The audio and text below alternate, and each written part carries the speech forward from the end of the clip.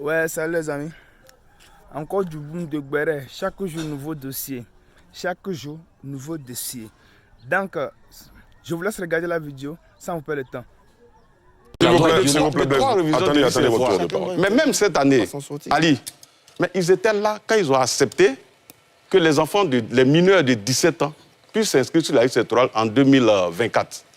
Or, on dit la mutation, ça dit prendre en compte les mutations intervenues au cours de l'année. Mais quand des enfants de 17 ans qui passent 18 ans en 2025 et qui sont sur la liste électorale, n'y a-t-il pas eu de mutation? Il y a eu bel et bien de la mutation. Ça, c'est la première chose. Deuxième chose que je voulais dire, ils ont parlé de centenaires et autres. Ali, voilà une autre circulaire. Vous savez, les gens sont tellement de mauvaise foi. Et les 6 millions dont ils parlent, depuis l'arrivée de ce pouvoir, nous avons enrôlé moins de 3 millions de personnes. Et on nous annonce 6 millions. Ça veut dire que eux, quand ils étaient au pouvoir, la liste qui nous a permis d'aller aux élections en 2010 comportait des irrégularités. Mais l'origine est là. Vous savez, voilà la circulaire signée par le Premier ministre Guillaume Soro, le Premier ministre chargé de la sortie des crises, qui circulaire numéro 001, PM, ensuite, bon, je passe sous silence les autres pour ne pas perdre le temps, qui dit clairement, les pétitionnaires qui ignorent les dates et les lieux de naissance de leurs parents doivent être acceptés à l'enrôlement. Dans ce cas de figure, les mentions concernant leurs parents devant être portées sur le formulaire sont les suivantes. Écoutez bien, chers Ivoiriens. Lieu de naissance marqué inconnu. Date de naissance marquée 1er janvier 1850. Voyez-vous, 1850 aujourd'hui, ça fait combien d'années, cette personne? Voyez-vous, il faut arrêter de tromper les Ivoiriens, s'il vous plaît. Parce que nous sommes face au peuple de Côte d'Ivoire. Disons la vérité. Et comme les autres l'ont dit, le PPACI, les autres partis politiques, vous savez très bien, vous avez boycotté tout le processus de révision de liste électorale de 2010 à 2022. Mais vous ne pouvez pas vous attendre au miracle. Vous nous parlez de dialogue, Ali, mais c'est une incohérence et un manque de responsabilité. Parce qu'on a eu la 5e phase du dialogue politique. Et c'était la dernière phase du dialogue politique.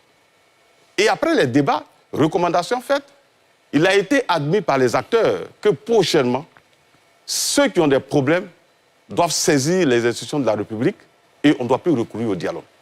Mais d'abord, pour aller au dialogue, Ali, il faut d'abord épuiser le débat, il faut épuiser toutes les procédures mises en place. On ne doit plus recourir au dialogue. S'il vous plaît, mais attendez, après vous pourrez poser vos questions. Ali, pour recourir au dialogue... Notez vos questions. J'ai pas bien compris. On ne doit plus recourir au dialogue. Non, c'est pas ce qu'il a dit. S'il vous plaît, vous en rajoutez, s'il vous plaît. Les gens sont calmes. S'il vous plaît. Soyez rassurés. Allez, terminez. Il faut prendre note, s'il te plaît. Terminez, Koukoura. Donc, je termine rapidement pour dire, on va à un dialogue lorsque nous-mêmes, on a épuisé tous les mécanismes que nous avons mis en place. Vous parlez d'irrégularité, vous parlez d'anomalies, mais le guide, il est là. On dit saisissez les structures en charge à l'effet de procéder donc à la rectification. Mais Ali, à la fin du processus, on note combien? 12 000 réclamations, corrections, radiations et inscriptions. 12 000. Sur les 6 millions, on a déposé tous ensemble 12 000. Même pas, je vais dire, 0,01% de ce qu'ils ont annoncé. Mais qu'est-ce qu'ils ont fait de tout ce qu'ils ont eu comme observation sur la liste électorale?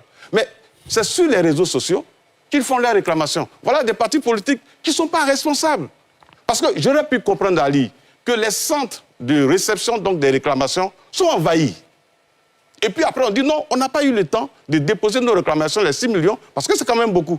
Et puis on peut demander, bon, on va demander une prorogation donc, de la date de dépôt pour permettre que les 6 millions de réclamations soient faites. Mais à la fin du processus, 12 000. Vous pensez que c'est sérieux? Non, il faut arrêter de tromper les Ivoiriens. Vous n'avez pas envie d'aller aux élections parce que vous n'avez pas travaillé sur le terrain.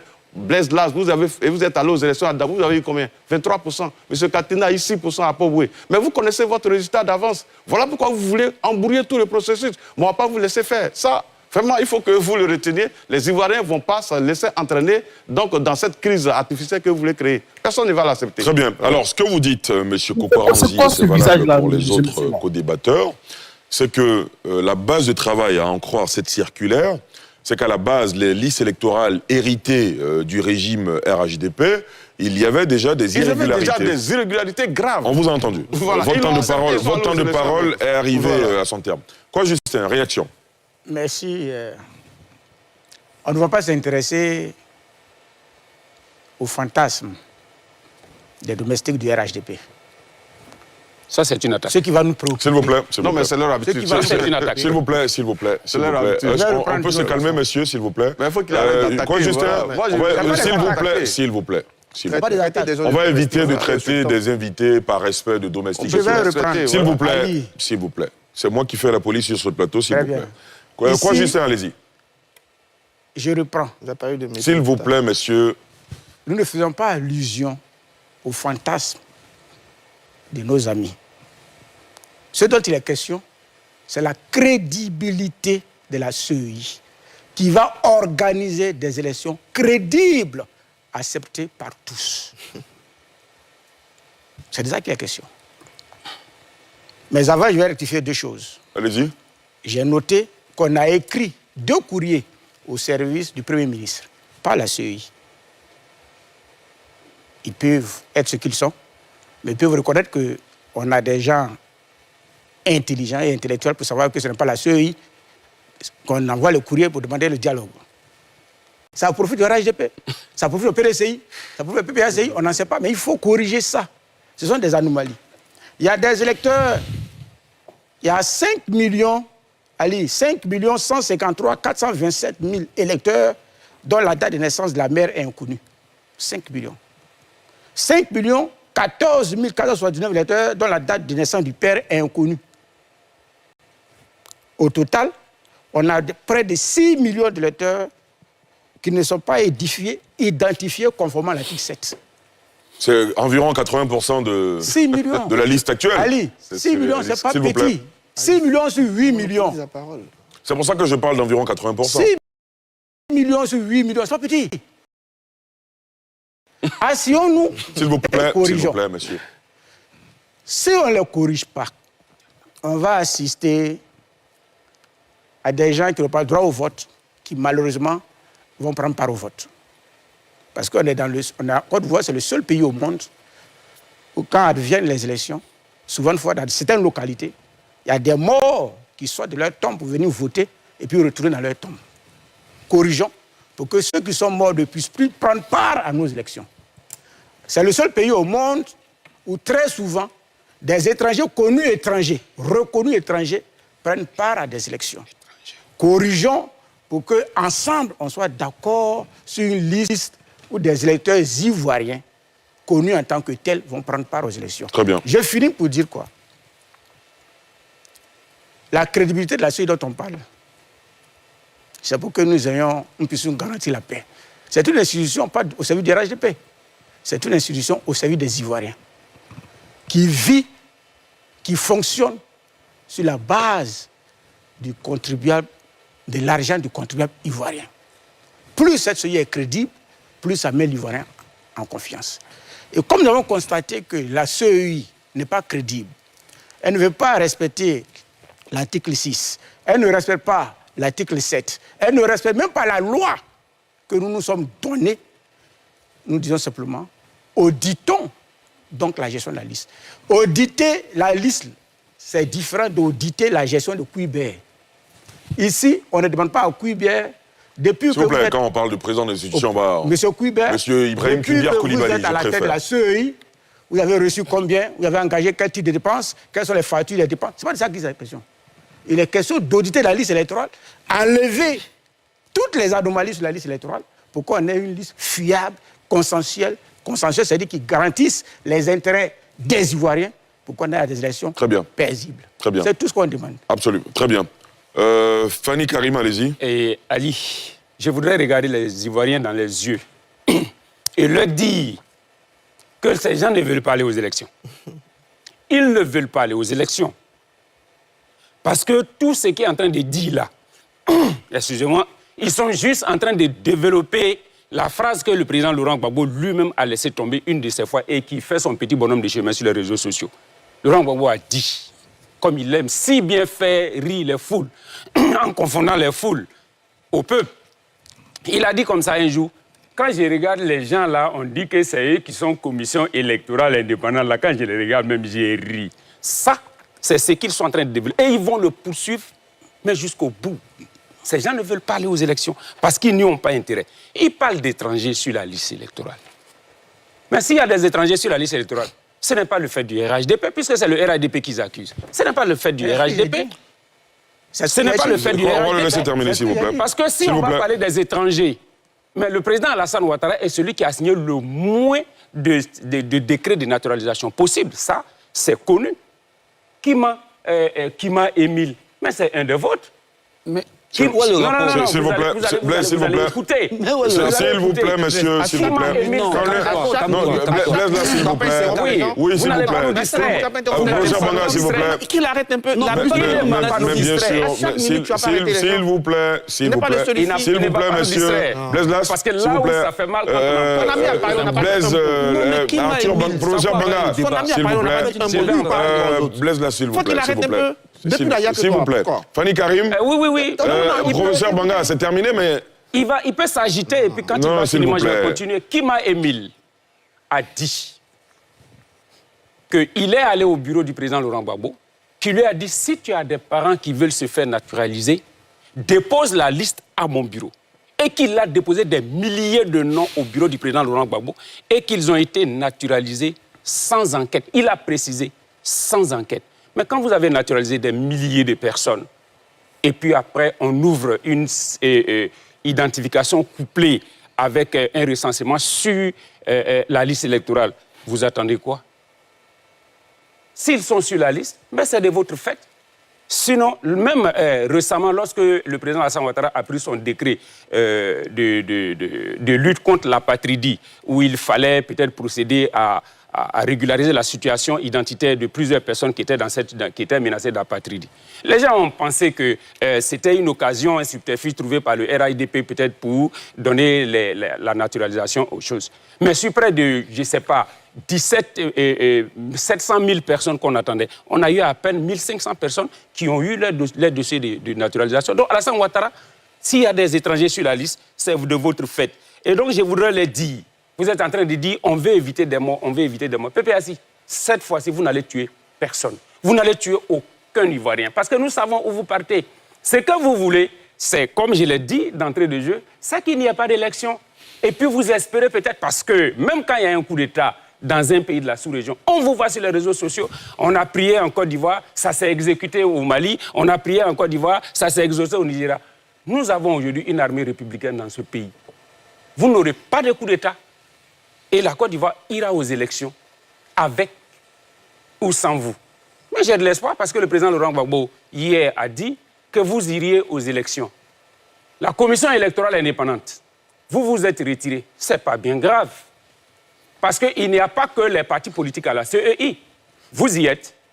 RHDP, nous y sommes. Il y a d'autres partis politiques. Et puis, il y a les institutions de la République qui y sont représentées, la magistrature, etc., etc. De 18 personnes, vous êtes partis 2. Il n'y a vraiment pas de souci. Le calendrier ne va pas changer. Parce que vous savez quoi? Vous n'êtes plus vendable. Et je vous ai dit, mais on va y arriver. Merci. Très bien, merci beaucoup. Professeur Banga. Ali, quand je dis qu'on est dans le summum de la mauvaise foi, en voulant parler de décrédibiliser la CEI, tout simplement parce qu'on sait très bien qu'on n'est qu'un poids plume dans un combat où il faut être poids lourd, je vais le montrer. Il parle d'irrégularité sur la liste. Mais, vous savez, on a construit la CEI dans un esprit de sortie de crise. Pas l'oublier, hein? On est dans un esprit de sortie de crise. Donc, on a multiplié les pare-feux. Pour que l'Ivoirien, comme mon cousin parce que de Bongouanou parle des Ivoiriens qui contribuent, oui, c'est pour ça. Je ne sais pas si dans des mécanismes électoraux, peut-être que je n'ai pas fait de spécialité, il y a autant de fois où on implique le citoyen. On dit quoi? Monsieur quoi? Désolé pour la rime. Vous constatez qu'il y a un étranger sur la liste. Mais c'est très bien. Aidez l'État, aidez la CEI, aidez la Côte d'Ivoire de façon citoyenne à apurer sa liste. Donc l'étranger que moi, Justin, j'ai vu, c'est très simple. Qu'est-ce qui me permet de dire qu'il est étranger? Je prends ce qui me permet de dire qu'il est étranger. Je vais à la CEI locale. Je dis, monsieur Banga est un étranger. Voici ce qui prouve qu'il est étranger et voici pourquoi il est sur la liste électorale. Mais c'est très simple. Si j'ai trouvé quelqu'un qui n'a pas sa maman, mais je prends le truc et je viens. Je dis, lui là, il s'appelle Kofi Kwame quoi. Sa maman n'est pas là. Voici ce que je fais et ça. Mais ça, ils n'ont aucune preuve pour ça. Et donc, ce qu'ils préfèrent, c'est la facilité de se pavaner partout, décrédibiliser, mettre dans la tête des Ivoiriens, comme ils savent que ça sera difficile pour eux de gagner, ils peuvent toujours gagner, mettre dans la tête des Ivoiriens qu'il n'y a rien, on détruit choses. Non, mais chaque Ivoirien qui constate une faute, une erreur, va la signaler. Mais c'est citoyen. Et c'est parce que c'est les Ivoiriens, justement, qui donnent leur argent qu'on leur donne ce pouvoir-là. Mais on va aller plus loin, Ali. Malgré ça, comment fonctionnent les élections? Blazes, même s'il y a 23%, ce qui est honorable, il sait comment fonctionnent les élections. Quand on rentre dans un bureau de vote, je prends l'exemple du mort, puisque quoi, Justin a dit qu'il y a des morts qui votent, qui ont ressuscité. Mais, d'abord, quand je rentre dans le bureau de vote, la première des choses que je fais, je me présente. Donc, c'est difficile pour un mort de se présenter. Sauf si il y a un consensus de la fraude. Ensuite, il faut remettre en question les citoyens qui sont là. Parce que dans un bureau de vote, il y a le président, il y a les 2 assesseurs et il y a les représentants de tous les candidats. Donc, Blaise Am souhaitait 5 candidats, par exemple, c'est lui qui dans le bureau de vote, il y a 8 personnes. On part sur cette base. Donc, quand je viens, je me présente physiquement. Et chacune des 8 personnes là doit constater que c'est moi. Si les 8 personnes n'ont pas pu constater que je suis mort, c'est qu'il y a un petit problème quelque part. Et même quand on fait le constat physique, il y a le constat numérique, à la fois pour les morts, les doublons, les personnes qui se font passer pour ce qu'elles ne sont pas. Si après le constat physique et le constat numérique, je vais voter, c'est que les 8 personnes qui sont là, j'ai pris 8 par exemple, sont d'accord que je fraude. Ça veut dire quoi? Ça veut dire que la Côte d'Ivoire s'est donné tous les mécanismes, de façon citoyenne et républicaine, pour que l'élection soit crédible. La crédibilité ne se limite pas qu'à la liste. Parce que même si on enlève tous les mois aujourd'hui, l'élection c'est le 26 octobre, quelqu'un peut mourir le 23 octobre, il a encore son nom sur la liste. Et il va y aller. C'est pour ça qu'on a mis tous ces pare-feux. Et donc venez dire qu'il n'y a pas de système électoral qui mette autant de pare-feux. Pourquoi on les a mis sur autant de pare-feux? Pour revenir à la composition de la liste de la CEI. Parce qu'au moment où on sortait de la crise, on s'est dit, voici la meilleure façon d'obtenir un système transparent qui fait que étape de liste qu'on fait tous. Ensuite, étape de la CEI elle-même qui contrôle. Ensuite, étape du citoyen lambda, c'est-à-dire n'importe quel Ivoirien, n'importe lequel. Tu n'as même pas besoin d'être quelque chose. Tu viens, tu participes à ça. Ensuite, étape de l'élection. C'est que le jour du vote, le président du bureau de vote, les 2 assesseurs, les représentants de bureaux politiques sont là pour veiller à la crédibilité. Et les résultats, le jour du vote, Blaise Am le sait très bien, puisque dans son truc, il y a beaucoup d'écoles. À la limite, c'est devant tout le monde. Moi, j'étais à Boisseau. Je suis allé voir, dans mon village à Yebo, je suis allé voir comment le bureau de vote on a fait. Ensuite, je suis allé à Souba pour venir voir comment les bureaux de vote ont été faits. J'étais avec mon ami, le président de l'Union des jeunes et au monde désiré. Mais c'est devant tout le monde. On se met autour là, et puis on regarde, Blaise Am, on met, Arthur Banga, on met. À la fin, les représentants des bureaux sont là. Ils signent, qu'ils ne sont pas d'accord, ils mettent. Mais tout ce mécanisme-là, tous les jours, on vient chanter que l'élection n'est pas crédible. Pourquoi? Parce qu'on a peur. Parce qu'on sait très bien qu'on vient d'une élection locale, qu'on a eu 185 000 voix. Et que si ce n'est pas par une levure miraculeuse, on ne sait pas comment faire ces 185 000 voix, 1 million. Pourquoi encore? Parce que pendant 10 ans, de 2011 jusqu'à aujourd'hui, pourquoi? Parce qu'on n'a pas de faire enregistrer vos hommes. Et quand même, vous avez participé aux élections de 2021, vous avez participé aux élections de 2023. En ce moment-là, la liste ne vous gênait pas. En ce moment-là, tout ça ne vous gênait pas. C'est à 6 mois de l'élection que vous réveillez. Pourquoi? Parce que vous ne voulez pas qu'on... On va organiser ces élections-là. Et dans la paix. Parce que les Ivoiriens sont fatigués de vos discours de chaos, de revanche, de 6-9. Ça n'effraie personne. Ce pays-là, c'est un pays de paix. On ira dans une paix positive. Parce qu'on demande à tous les Ivoiriens de participer. Vos chantages ne toucheront personne. La CEI est construite pour que tout Ivoirien participe dans sa crédibilité. Très bien. Ali, très bien, s'il vous plaît. Non, je termine sur un S'il vous plaît, rendez-moi la tâche facile, monsieur. Rosa Banga, vous avez 1 minute. Je termine sur l'exclusion. Voici quelqu'un qui réclame qu'on applique la loi et qu'on décide de l'appliquer, il s'étonne. Mais de toute façon, Laurent Gbagbo nous disait tous les jours qu'il était l'enfant des élections, non? L'élection à laquelle il a participé avec qui là-bas?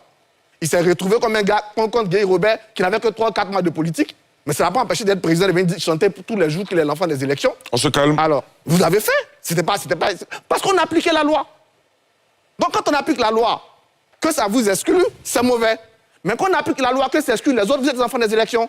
C'est comme les élections. Quand les élections qui gagnent, c'est crédible. Quand vous perdez, c'est pas quelque chose que tout le temps vous perdez. La seule élection que vous avez gagnée, c'était l'élection de 2000. Après, vous avez perdu tout le temps. Donc les autres ne sont pas crédibles. Si vous gagnez demain, ça sera... La crédibilité ne se joue pas en fonction des résultats du PBACI.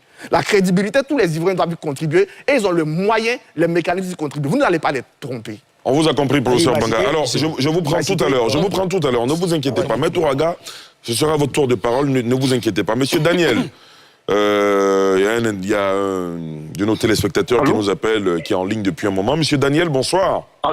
Bonsoir, monsieur Ali Koulibaly. Monsieur Diarra-Souba, s'il vous plaît. Monsieur Ali Diarra-Souba, ne changez pas mon patronyme en Mondovision comme ça devant ces millions de personnes qui nous suivent. Je suis désolé, Alors, c'est monsieur Daniel comment déjà? Touré. Daniel Touré, bonsoir et bienvenue. Merci. Très rapidement pour votre point de vue. Alors, merci beaucoup Ali. Je voulais saluer l'ensemble des participants au débat. Laissez les salutations. Votre point de vue, c'est ce qui nous intéresse. Allez-y. Voilà. Alors, je vais aller directement. Moi, je pense que quand on analyse la situation, aujourd'hui, on a entendu un député du PDCI, notamment Maître Blessy, dire qu'il y a plus de 2 millions de personnes qui ne devaient pas être sur la liste électorale. Également, quand on a évolué le FPI qui aurait fait une audit et qui a fait ressortir 6 millions et les Ivoiriens ont entendu tous ces chiffres, aujourd'hui, est-ce que l'opposition peut nous dire avec certitude qu'ils ont effectivement fait les différentes réclamations pendant la phase de contentieux et que ça n'a pas été pris en compte? Parce que pour moi, la période de contentieux doit permettre justement de venir déposer ce que vous avez observé comme irrégularité. Ça, c'est ce que dit la loi. En ce moment-là, je suis d'accord avec l'opposition. Mais ce que je vois, je ne suis pas sûr que cela a été fait. On se focalise sur plutôt qu'il y aurait des irrégularités. Mais un canevas constitutionnel est donné pour poser vos problèmes. Pourquoi ne pas se fier à ce canevas constitutionnel quand on se dit qu'on tient, on obéit à la loi de son pays? Pourquoi ne pas utiliser cette voie que de venir créer d'autres situations? D'accord. Très bien. Mais l'autre chose, par là, je voulais terminer, Ali, s'il vous plaît. Terminez rapidement. Pour moi, Ali, je voulais profiter de ce temps d'antenne, ça n'arrive pas toujours, de lancer un appel à la population et surtout à la jeunesse, pour dire que nous sommes vraiment fatigués. Et il n'y a jamais eu d'élection où les politiciens eux-mêmes ont accepté d'apporter la paix, sauver des vies. Mais sur les plateaux, ils s'asseyent, ils disent on veut sauver des vies. Pourtant, dans les faits, c'est autre chose qui arrive lorsque les élections arrivent. Donc, je voulais demander à la jeunesse ivoirienne que personne ne sorte pour aller se battre pour qui que ce soit. Ça, vraiment, personnellement... On a bien compris votre appel. Merci beaucoup, monsieur Daniel Touré, de nous avoir appelé depuis Cocody, me semble-t-il. Maître Ouraga, ensuite, quoi, Justin, vous pourrez réagir à l'interpellation de tout à l'heure. Maître Ouraga, allez-y. Monsieur Diarra-Souba, voyez-vous, on aborde la question sous un pan qui, moi, me gêne un peu. Dites-nous pourquoi. Pourquoi? Parce qu'il faut qu'on aille à la source. Le problème, c'est vrai, on l'a déjà relevé, il y a de nombreuses irrégularités sur cette liste électorale. Nous appelons donc à l'audit de cette liste électorale. Pas de problème. Mais aujourd'hui, le débat, c'est la commission électorale indépendante elle-même. Vous savez, cette commission électorale indépendante, cette commission électorale dans sa forme actuelle, est née de quoi? Des accords de Marcoussis. On était en crise. Et les partis en conflit ont estimé que si nous allons aux élections, pour qu'elles se sentent confiantes en l'organe qui va organiser l'élection, il faut qu'elles siègent au sein de cet organe. C'est comme ça que tous les partis politiques ont décidé de siéger au sein de cet organe. Mais qu'est-ce qu'on a été donné de constater en 2010? Cet organe auquel on a mis toute notre confiance, on s'est réunis au sein de cet organe, on n'a même pas pu proclamer des résultats, M. Diarra-Souba. Pourquoi? Parce qu'on avait des partisans au sein de cette commission électorale. C'est aussi simple que ça. Vous envoyez des partisans, vous n'aurez que ça, M. Diarra-Souba. C'est les mêmes problèmes qu'on aura. Les résultats sont consolidés pour certains, ils ne sont pas consolidés pour d'autres.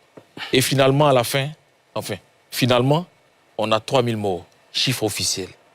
C'est ce que nous voyons depuis longtemps et le président Charles Blé Goudé dit attention, n'allons pas à l'élection avec cette commission électorale. On ne peut pas. Mais regardez, aujourd'hui, il y a de plus en plus d'indépendants. Il y a de plus en plus d'indépendants. Même pour l'élection présidentielle, il y a des indépendants. Mais quelle garantie on donne à ces indépendants que l'élection sera crédible, transparente? quand ceux qui sont leurs adversaires siègent au sein de cette commission électorale indépendante. D'aucuns pourraient vous répondre que les indépendants se donnent les moyens d'avoir des représentants. Ils ont des représentants dans les bureaux de vote. Dans les bureaux de vote. Mais finalement, en 2010, le problème, ce n'était pas dans les bureaux de vote. Le problème, c'était la commission centrale. C'est là le problème, les partis politiques, encore une fois. Ce n'était pas dans les bureaux de vote. C'est eux qui ont empêché la CEI de proclamer les résultats. S'il vous plaît, Fanny Karim. Vous n'allez pas faire ce que vous reprochez. Hein? Oui. Merci beaucoup. Monsieur Diarrassouba, vous voyez, oui, monsieur, allez-y, s'il vous plaît. S'il vous plaît, monsieur. Maître Ouraga, allez-y. On n'est même pas à l'élection, vous voyez un peu. Ça, c'est un plateau. Voici les partis politiques. Imaginez qu'ils se retrouvent. Ne vous excluez pas, vous aussi, vous faites de la politique. Mais nous, on refuse d'être dans la commission électorale indépendante. Très bien. Ce n'est pas notre place. Et on appelle tous ceux qui sont encore dans cette commission à sortir. Le PPACI et le PDCI ont suspendu, mais il faut qu'ils sortent, ce n'est pas leur place. La dernière fois, le président Gbagbo a dit que ce n'est pas à la commission électorale indépendante qu'on gagne les élections. Hier, il a changé. S'il vous plaît. Le président Ouattara... Professeur Banga, s'il vous plaît. Alors, on va parler tout à l'heure de la fête de la Renaissance. D'ailleurs, là, vous m'empêchez d'avancer dans mon déroulé. Mais s'il vous plaît, Maître Ouraga, terminé. Je vais terminer. Le président Ouattara ne dit pas autre chose. Mais si ce n'est pas là-bas qu'on gagne les élections, qu'est-ce qu'on fait là-bas? Nous, partis politiques, c'est pour aller à des élections. Mais la commission électorale indépendante, on est tous unanimes que ce n'est pas là qu'on gagne les élections. Mais sortons de là et allons sur le terrain, allons conquérir les voix, allons vers les Ivoiriens, allons parler avec eux. Ce n'est pas notre place, M. Diarrassouba. Très bien. Il faut qu'on y sorte. Okay. Très bien. Alors, plusieurs milliers de militants du PPACI, votre parti, Blaise Lasme, quoi Justin, se sont donné rendez-vous hier à Dabou, hier samedi 12 avril, à l'occasion de la fête de la Renaissance de ce parti créé en 2021 par l'ex-président Laurent Gbagbo. La candidature de celui-ci à la prochaine présidentielle, l'impartialité de la CEI, on en a longuement parlé dans la première partie de cette émission, et le retrait du PPACI, du PDCI, RDA, des activités de cette instance ont marqué les points forts développés au cours de ce meeting. On va en parler de fond en comble, ce sera juste après cette courte pause.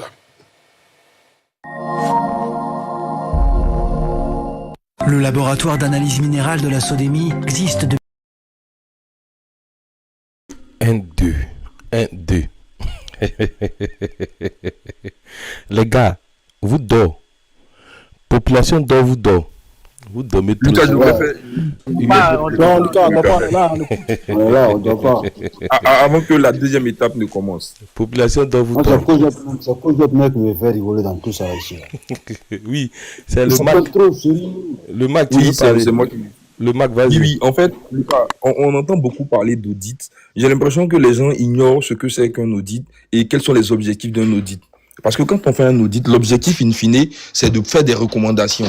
Et quand on fait des recommandations après une mission d'audit, je pense qu'il est important de faire comprendre aux gens que les recommandations qui seront faites là, c'est les mêmes choses qu'ils sont en train de dire. Il y a quelques irrégularités, mais comment on les corrige? Parce que celui qui fait l'audit là, il ne va pas venir changer une date de naissance. Parce que pour changer une date de naissance, Lucas, faut connaître la bonne date de naissance à mettre à la place. Donc dans la recommandation, il va juste dire la date de naissance est un peu conflictuelle, etc. Bref, je m'arrête là, mais pour dire que les gens ils parlent d'audit à tort et à travers sans connaître les objectifs d'une mission d'audit. Parce que la fin, ça sera que des recommandations, mais ça ne va pas changer si on ne négocie pas avec le peuple et si on ne travaille pas avec le peuple à corriger cela. Parce qu'on ne peut pas changer la date de naissance de quelqu'un, on ne peut pas changer le nom de famille du père de quelqu'un si la personne ne travaille pas avec, je vais dire, la commission. Donc c'est ça en fait l'objectif aussi du contentieux. Et donc le contentieux est tellement bienvenu que je ne comprends pas l'objectif de ces questions d'audit là, sincèrement. Merci. Si, une minute. Une minute, si, tu es là. Hey, non, moi, franchement, les gars, j'ai envie de participer, je vous jure. Je dis, quand ici là, j'ai la tremblote, j'ai tremble sur mon conseil. Lucas,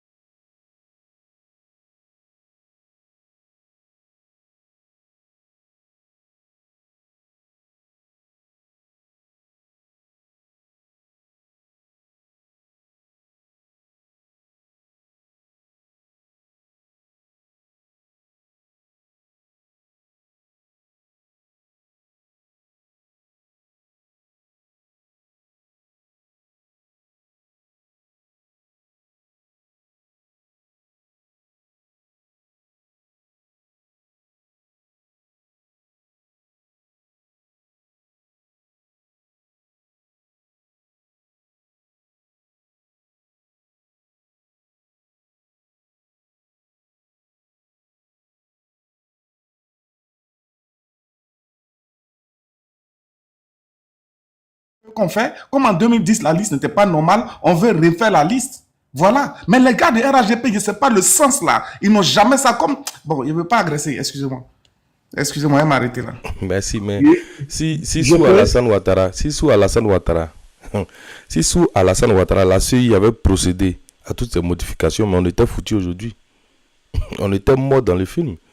Mais c'est vous les mêmes là qui allez dire que la commission électorale indépendante a pris elle-même la responsabilité de transformer et de modifier notre système électoral en profondeur. On a à voir des gens sur Facebook partout qui allaient dire que moi j'étais sur la liste, je n'ai pas dit que ma maman s'appelle tant, ils ont mis que ma maman s'appelle tant, je n'ai pas donné l'âge de ma maman, ils ont mis l'âge de ma maman, mais ça allait être un cafouillage énorme.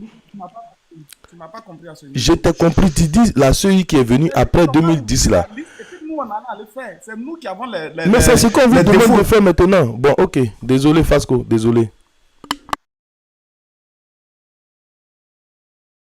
À l'occasion de la fête de la Renaissance de ce parti créé en 2021 par l'ex-président ivoirien Laurent Gbagbo, la candidature de l'ex-président ivoirien à la prochaine présidentielle, l'impartialité de la CEI et le retrait de certains partis des activités de cette instance ont marqué les points forts développés au cours de ce meeting. On reviendra sur cet événement avec le président du comité d'organisation. Samedi 12 avril 2025, la ville de Dabou, dans le Lébouto, a été prise d'assaut à l'appel du premier responsable du PPACI, le Parti des peuples africains Côte d'Ivoire, de l'ex-président de la République, Laurent Gbagbo. Face aux militants de son parti, il s'est voulu rassurant quant à sa participation à l'élection d'octobre prochain. Nous allons aller aux élections. Hein?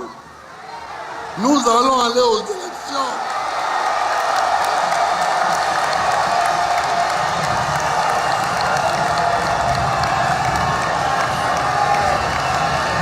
Parce que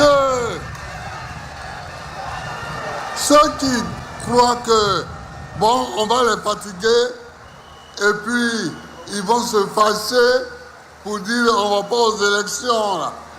Et allez leur dire qu'ils se trompent. Le président du PPACI est revenu au cours de ce grand rendez-vous de son parti sur la nécessité de l'impartialité de la CEI, la commission électorale indépendante, d'où la décision de son parti de suspendre ses activités au sein de l'institution électorale. Comme nous voyons que la CEI boite, nous avons pris une première mesure, c'est de retirer de la CEI